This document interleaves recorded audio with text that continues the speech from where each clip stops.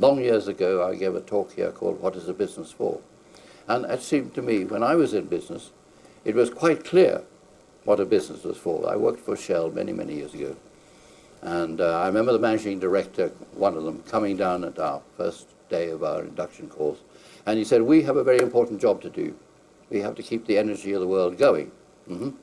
And of course, if we did it well, and at a fair price, which is largely set by the competition, there was a surplus, which you might call profit. We paid a rent to the shareholders, which included a slight risk premium, not very high in the case of Shell, and nobody bothered. Nobody bothered about the share price particularly. It wasn't terribly relevant. And then in the 1970s, the economists decided to pay attention to that question, what is a business for?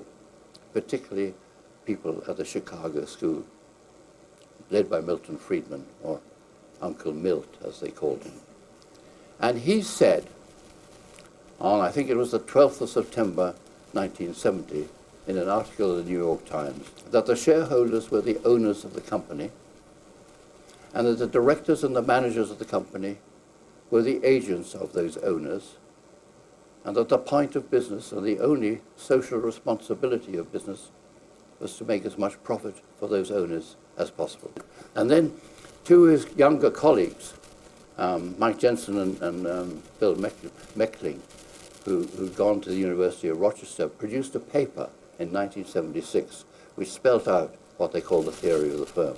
And they basically said, yes, the point of the firm is actually to make the shareholders rich, and indeed the managers and agents are the agents of those people. And in order, they added, to give them an incentive to work for the benefit of those shareholders or those so-called owners, they should be given things called share options, which, if they went up, they could cash in at the price at which they were given it.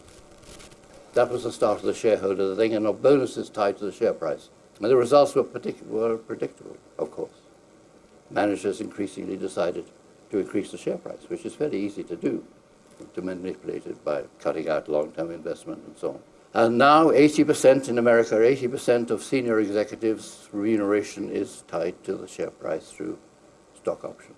And naturally enough, you will focus on the short term, and naturally enough, you work very hard to remunerate yourself. So we are bleeding the big corporations of money for new investment. Anyway, that was a totally new way of looking at a company. And to my mind, it was very disastrous.